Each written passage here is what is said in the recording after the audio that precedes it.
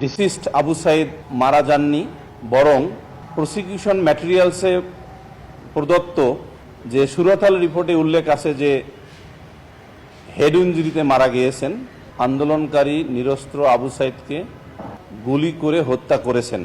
এই গঠিত অভিযোগের বিপক্ষে আসামিদ্বয় তাদের নির্দোষিতা প্রকাশ করেছেন এবং বলেছেন যে তারা ন্যায় বিচারের স্বার্থে বিচার ক্লেম করেন। এই হেড ইঞ্জুরিটা এই গুলিবর্ষণের আগে আইসিটি বিডি ১/২০২৫ মামলার উপস্থিত এবং অনুপস্থিত সকল আসামিদের বিরুদ্ধে চার্জ গঠন করেছেন। আমি দুইজন আসামির পক্ষে প্লিড করেছি, একজন সুজন চন্দ্র রায় এবং আরেকজন এএসআই আমির হোসেন। আমার এই আসামি দুইজনের বিরুদ্ধে যে চার্জ গঠন করা হয়েছে এবং যে চার্জ বাংলায় পড়ে শোনানো হয়েছে তা আমার মেমোরিতে যেটুকু ধারণ করেছি, যেটুকু বুঝেছি সেই অনুসারে বলছি যে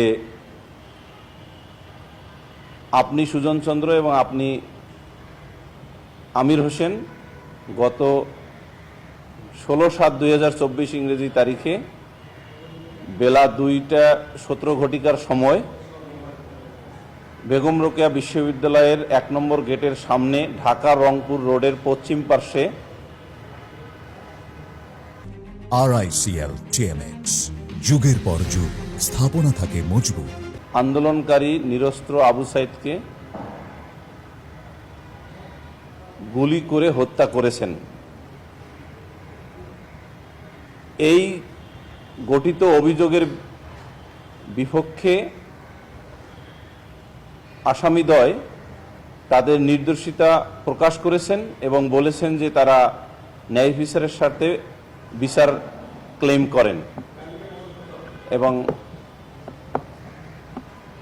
এই চার্জের পক্ষে প্রসিকিউশন যে সাক্ষ্য উপস্থাপন করবেন আগামী নির্ধারিত ২৭/৮/২০২৫ ইংরেজি তারিখে, তার বিপক্ষে আসামিদ্বয়ের পক্ষে জেরার মাধ্যমে ইনশাল্লাহ প্রমাণ করতে চেষ্টা করব দৃঢ়ভাবে যে তাদের গুলিতে ডিসিস্ট আবু সাইদ মারা যাননি, বরং প্রসিকিউশন ম্যাটেরিয়ালসে প্রদত্ত